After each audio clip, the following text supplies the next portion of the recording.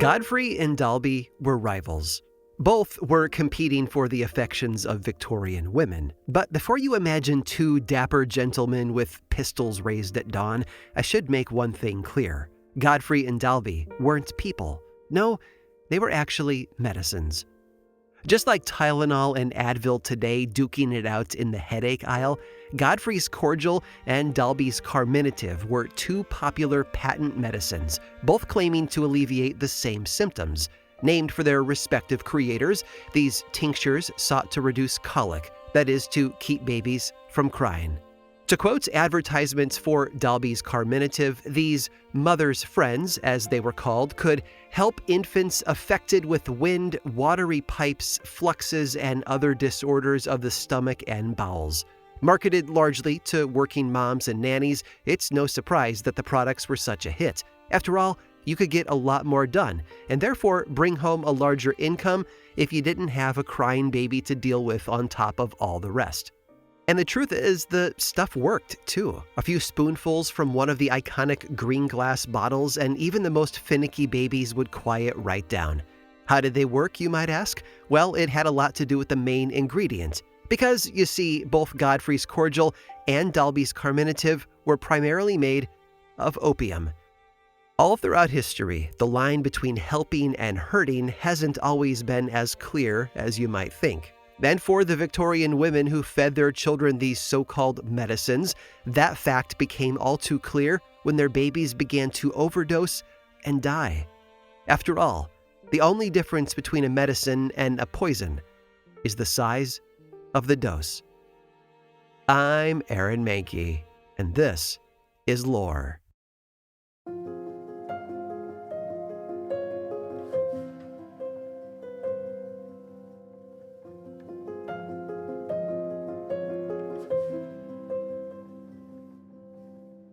The skeleton was in rough shape, and not just because it was between 45 and 70,000 years old.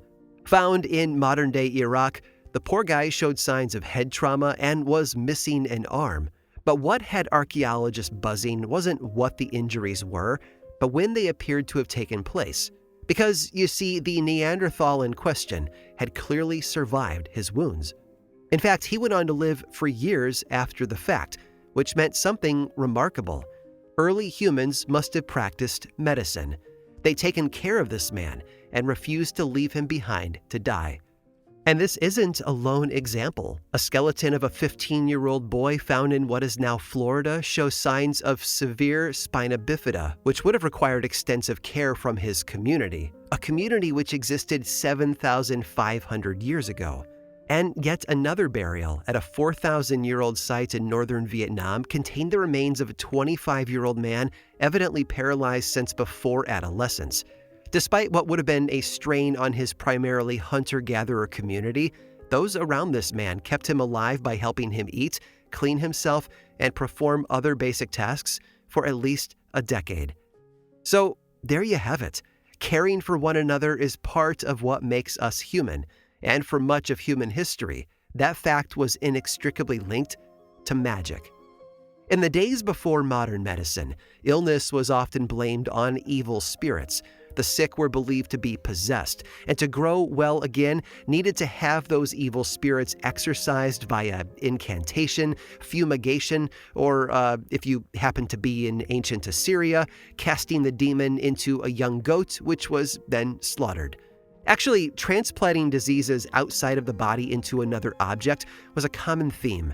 In Cornwall, children with rickets were handed through the branches of a maple tree, and then the tree would take on their illness.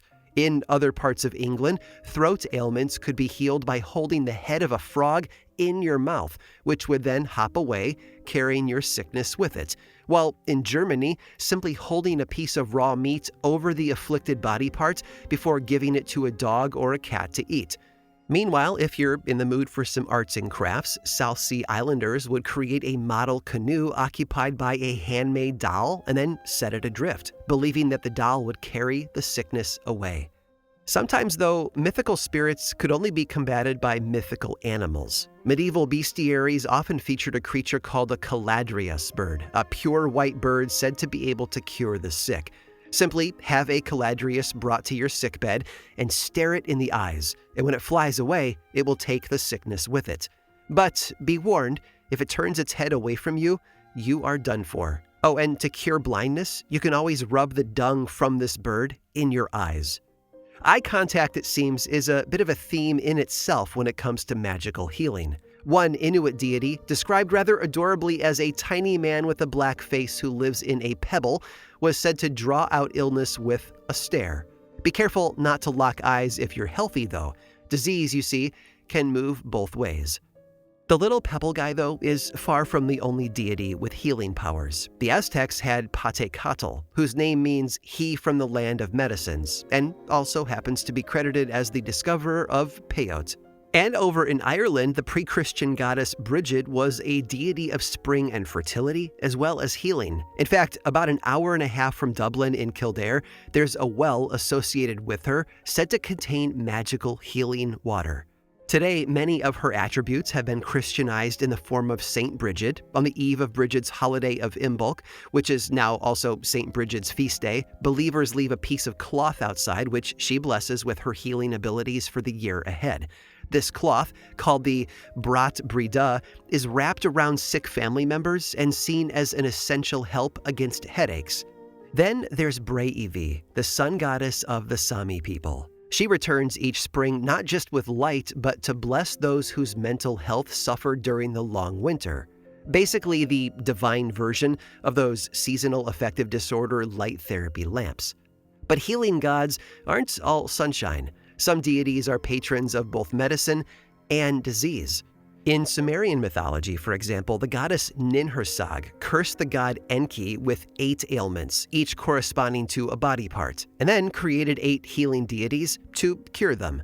The Greek god Apollo could both cure illness and cause epidemics, and the same went for the Egyptian goddess Sekhmet. And looking back, perhaps that duality does make sense. Because just like the mothers who swore by Godfrey's cordial and Dalby's carminative, sometimes the people we trust to heal us end up doing just the opposite.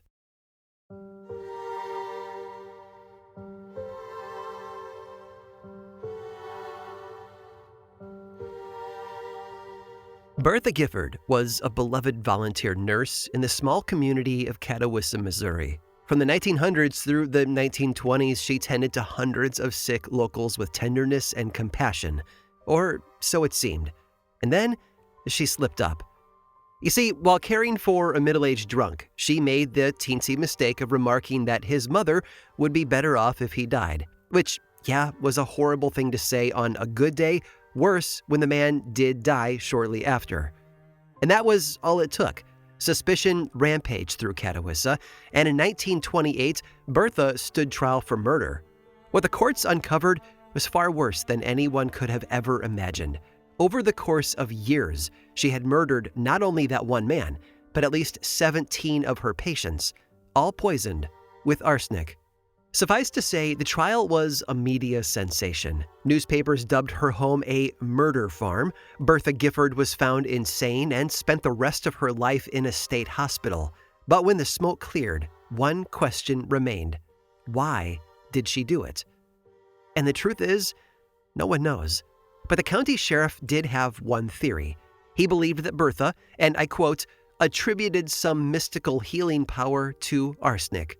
In other words, maybe she really had been trying to heal her patients all along.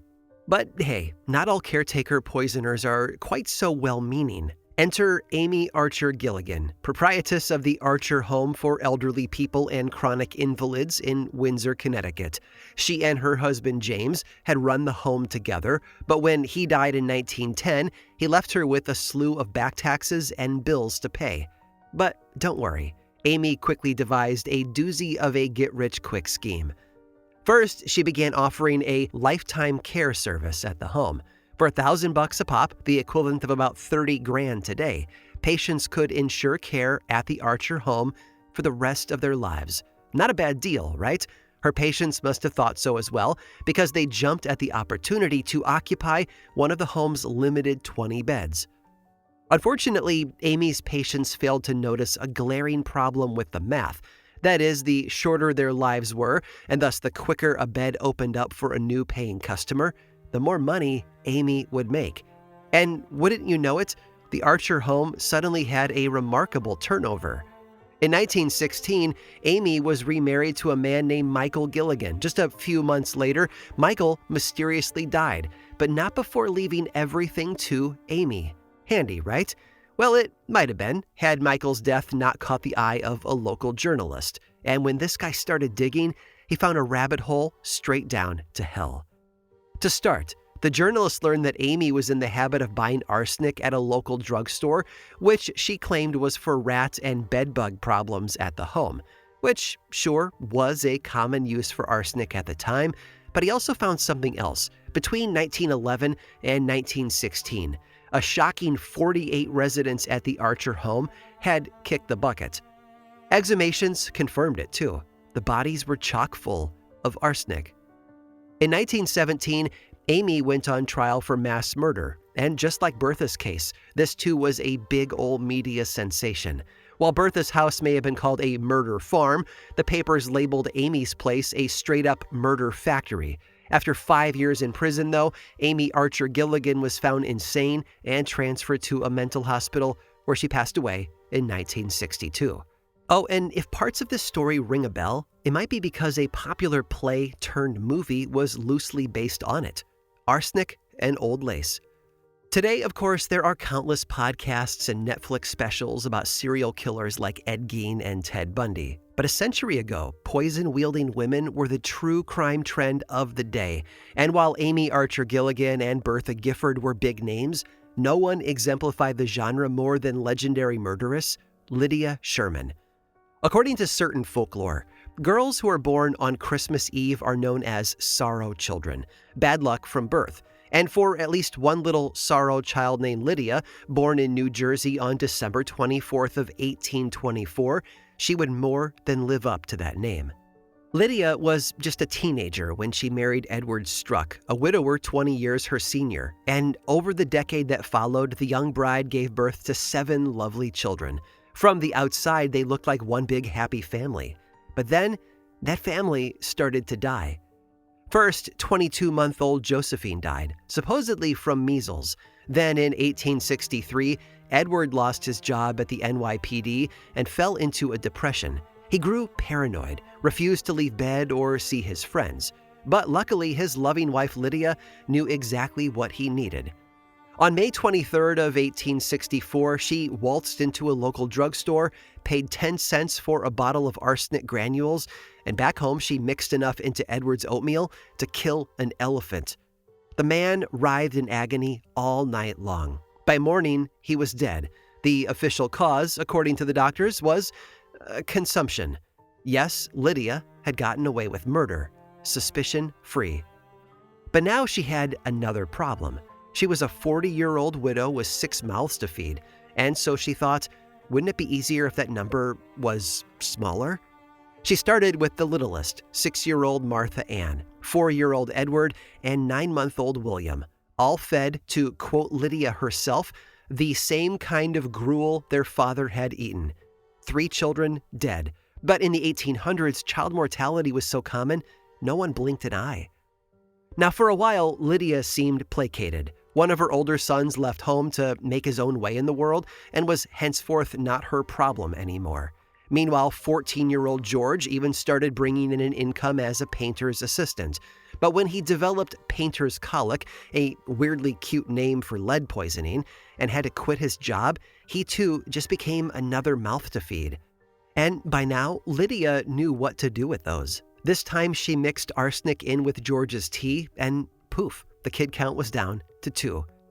For a whole beautiful year, no one else was murdered, which isn't the most impressive number, but we will take what we can get here.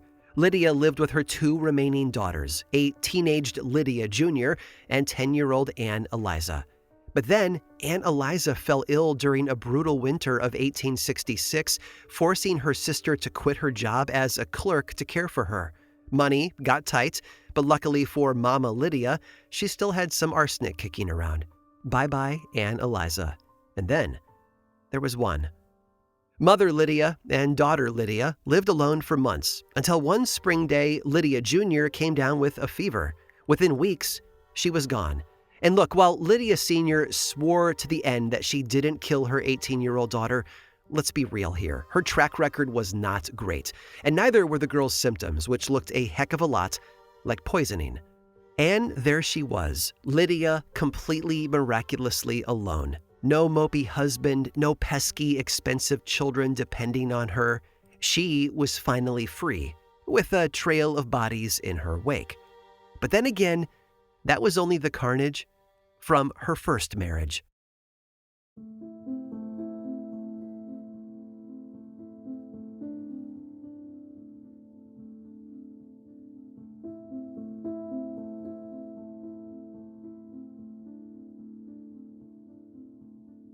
It was a classic meet cute. Girl goes to grocery store, meets 72-year-old widower in the produce aisle, and quickly marries him. Then girl puts arsenic in new husband's cider and inherits $10,000 and an entire farm. Talk about a Hallmark movie ending. That's right, Lydia remarried, and then she killed the guy within a year and walked away with a pretty penny. As she later recalled, "He told me that if I would marry him, all that he was worth should be mine." Basically, the worst possible thing anyone could say to this specific lady. So, what was next for our horrible heroine? Surprise, surprise, more poisoning. Now, you would think that people would stop marrying Lydia by now, but never underestimate the power of feminine charm. She had always been pretty, with blue eyes, dark hair, and porcelain skin, and as such, it didn't take long for her to pick up husband number 3. It all started when the friends of her very dead second husband offered her a spare baby. Yeah, you heard that right. They looked at Lydia, a lady who famously had a good half-dozen kids die in her care, and thought, you know what she needs? More kids. You see, a local woman had recently died in childbirth, leaving her husband, Horatio Sherman, with a sickly infant and 3 other children to raise. Not only that, but his mother-in-law was hanging around and being a general nuisance, getting into all-out screaming fights with Horatio's 13-year-old daughter. In short, Horatio needed help, and given that Lydia was recently widowed herself, it seemed like the perfect match. Lydia and Horatio were married in September of 1870. She was now officially Lydia Sherman, the name by which she would go down in infamy. Her first victim in the Sherman house was, tragically, that infant. Lydia was convinced that the only reason Horatio's mother-in-law was still there was because of the baby. And so she figured, no baby, no mother-in-law.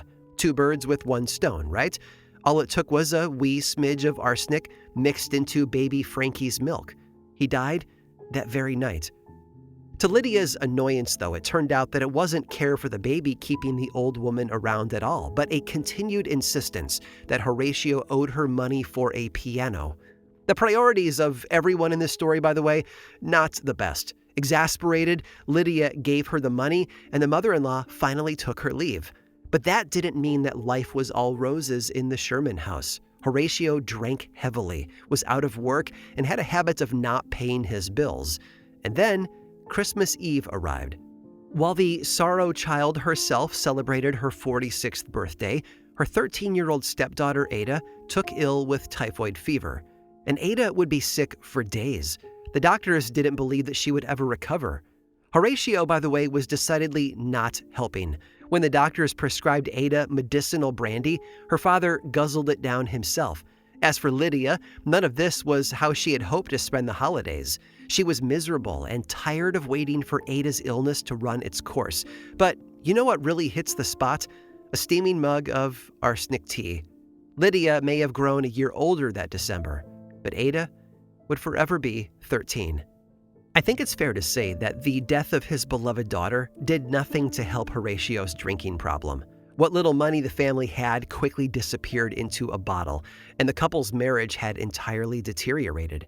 Finally, after he returned home from a day-long bender, Lydia had had enough. And staying true to the old adage of, if it ain't broke, don't fix it, she turned to her trusty tool of choice, arsenic, right in her husband's brandy. And pretty soon, he wasn't doing so hot. His doctor, Ambrose Beardley, was called and told Horatio that he had alcohol poisoning.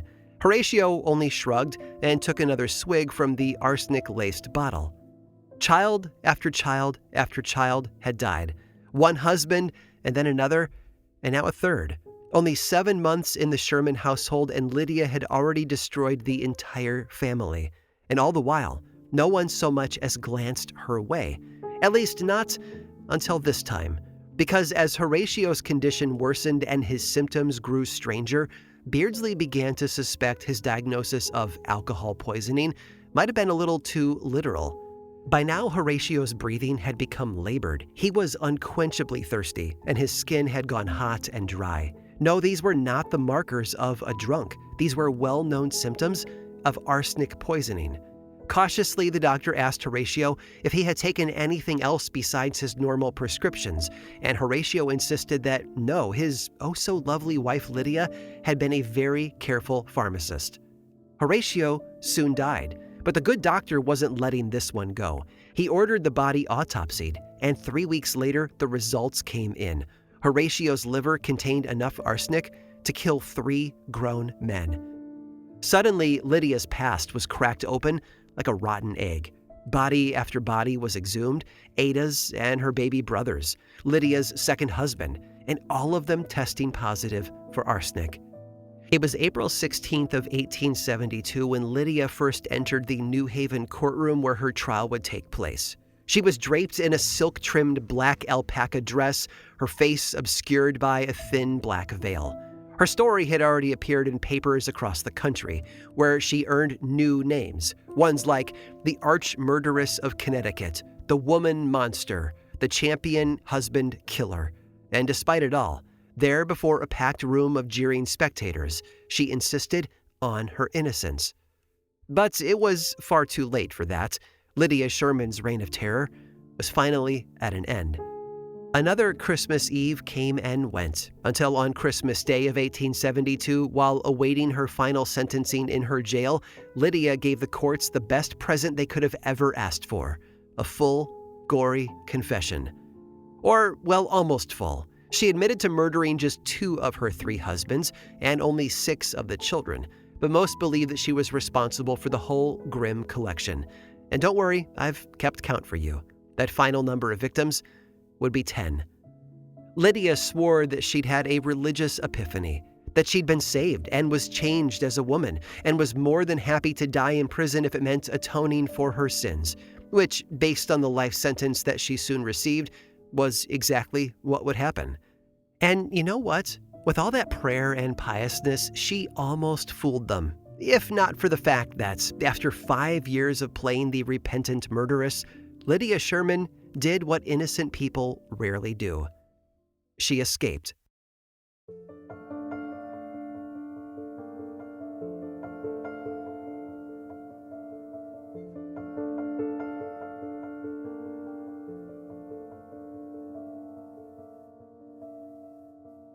So much of Lydia's story feels like a dark fairy tale. She's an evil stepmother worse than Snow White's, a spouse killer to rival Bluebeard, and she even fulfills that strange superstition about little girls born on Christmas Eve. That date, by the way, I can't help but notice that it tends to pop up at significant moments throughout the story. Yes, her birth, but also the night that Ada falls ill, marking the start of Lydia's downfall, and the night before her final confession. It's almost like she escaped right from the pages of a Grimm Brothers story. But most frightening of all was the way she killed. Not the poison itself, but rather by targeting those that she was meant to keep safe. Lydia, Amy, Bertha, these women were all caretakers, and their victims, the very people they were supposed to protect. It's true, we have been caring for the most vulnerable members of our society since ancient times. The 62,000-year-old skeleton from Iraq proves that. So what Lydia and her kindred killers did, it wasn't just evil. It went against one of the most essential parts of our humanity, our instinct to take care of one another. You'll be happy to know that Lydia's prison break didn't last too long. It only took a week before she was caught and placed back behind bars. She would die less than a year later on May 16th of 1878, right there in her cell. Oh, and one final thing. According to newspapers from the time, she spent her last days suffering from horrible nausea. She couldn't keep food down and vomited up all the medicine the prison tried to give her. Call it coincidence, call it karma, call it poetic justice. All we know is that, in the end, when her final moments arrived, Lydia Sherman was forced to endure the very same symptoms that she had once inflicted upon all her victims.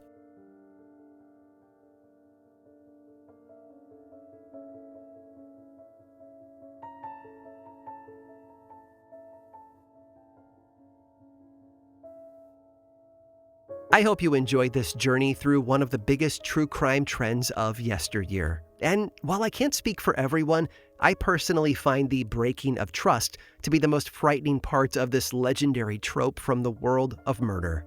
Caretaking, of course, is often stereotyped as women's work, but the truth is, a lot of men do it as well. And if one story from history is to be believed, one of those men chose to abuse that very same trust roughly a century ago.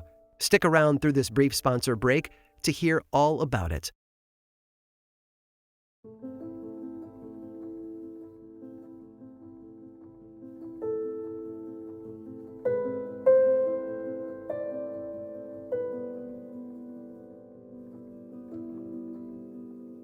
It was a cold February day in 1915 when a striking man marched into a New York district attorney's office. The 25-year-old stranger had a dark beard and wore a heavy corduroy hunting costume, complete with knee breeches, golf stockings, and a small alpine-tipped hat with a jaunty feather. Chain-smoking Egyptian cigarettes, the man frantically waved down the policeman on duty, and then in a thick Austrian accent, he began to confess. To what exactly? Well, that would be mass murder. He worked, this man explained, as a nurse at the German Oddfellows home in Yonkers, and in his time there he insisted that he had killed 8 people under his care, and even listed each victim by name. His own name, he said, was Frederick Morse, a name that he had bestowed upon himself after arriving in New York the previous year. Morse, he explained, meant death. I wanted my past to be dead, he told the bewildered police officers. I wanted to begin a new life. And at first, no one took him seriously. They figured that he was a bit off his rocker, so to speak, and sent him off for psychiatric evaluation.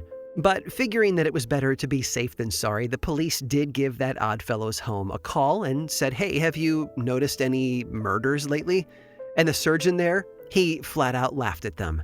No, the home insisted all the patients that Frederick had named were dead, but of natural causes, nothing to worry about. And still, Frederick was unshakable in his story. I am no more crazy than you are, he told the detectives on the case, and then he urged them to interview his former coworkers. Which, amazingly, they did, only to find the nurses singing a very different tune than the surgeon had. In short, they corroborated every word Frederick had said. More than once, they said, rooms in which Frederick was attending to a dying resident smelled strongly of chloroform. One colleague said that Frederick had shown him a bottle of chloroform and announced, and I quote, "That's the stuff that puts him out of the way." Another recounted an incident in which he asked Frederick why he was shaving an elderly resident, to which Frederick replied, "To save the undertaker the trouble." Yeah, not an ideal thing to say. Worse yet, the fact that the man died just 2 hours later. Frederick had also been heard to threaten several residents. In one particular colorful example, an old man complained that his room was too cold, only for Frederick to reply, and I quote, "If you don't stop making so much trouble, I'll send you to where there will be more heat than you want." Now, you're probably wondering why on earth anyone would let this guy work at a nursing home for so long. Heck, he didn't even have any formal medical training. But Frederick claimed that his actions had been ordered by a higher-up at the hospital, a fact that was never proven, by the way. Furthermore, he insisted the killings had been done not out of cruelty, but compassion. When you give an old person chloroform, he said, it's like putting a child to sleep. It frees them from all pain. It is humane and kind-hearted. He even claimed that several of the people he killed had asked him to help them die peacefully, and that he only killed people who would have died anyway. Although, I'll be honest here, given the deeply creepy vibes his colleagues described, I'm not really sure that I buy that. Officially deemed not well mentally, which is an understatement for sure, Frederick was sent to an asylum to await deportation back to his native Austria. Oh, and it's worth noting here that he repeatedly asked to be given a position as an orderly, a request that was, for obvious reasons, very much refused.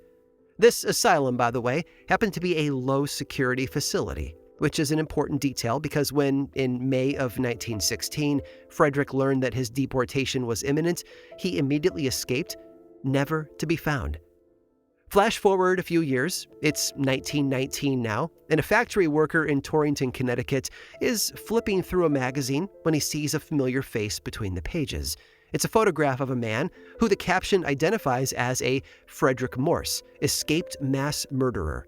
But that can't be right, because the factory worker knows this guy. Actually, he used to work with him up until just a year prior. It had been a whole to-do, in fact. This fellow that the factory worker spotted in the magazine, a guy who had been known as Dr. Frederick Maurice Benno, had fled Torrington after coming under suspicion. Not as a murderer, by the way, but as a German spy. He vanished overnight, leaving behind a letter stating his intent to take his own life. And now, here was his face, in crystal clear black and white. Dr. Frederick Benno, who, it turns out, had been one and the same as Frederick Morse. And it seems that once again, Frederick had killed his past and started a whole new life. In 1923, a skeleton believed to belong to Frederick was found in the woods near Torrington. It was sun-bleached and stained by forest fire smoke. His clothes had long since rotted away, but still, certain items remained intact. A pair of shoes, a few odds and ends, and most importantly, a medicine bottle, which most assumed contained whatever substance the man had used to take his life. It seems Frederick Morse's final poisoning victim was none other than himself. By the way, back in that factory, it's worth mentioning which department Frederick had worked in, because you see, he wasn't simply assembling machine parts or sealing packages. No, Frederick Morse, aka Dr. Benno, worked to produce something deeply ironic: life-saving first aid supplies.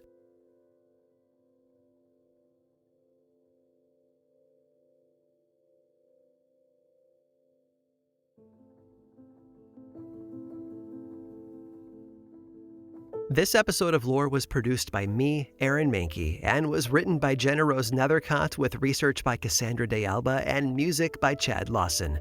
Just a reminder, I have a brand new history book coming out on August 4th called EXHUMED, which explores the roots of the New England vampire panic through the lens of centuries of folklore, medical advancements, pseudoscience, and philosophy. It's available for pre-order right now, and if you pre-order the hardcover, my publisher has a cool webpage set up where you can submit your receipt and get a free, gorgeous tote bag. Head over to aaronmahnke.com/exhumed to lock in your copy today. The link is in the description. Don't like hearing ads on Lore? Well, there's a paid version on Apple Podcasts and Patreon that is 100% ad-free. Subscribers also get weekly mini bonus episodes called Lore Bites, and Patreon members get discounts on Lore merch. Learn more over at lorepodcast.com/support.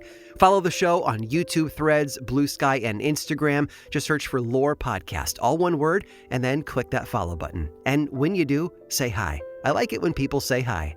And as always, thanks for listening.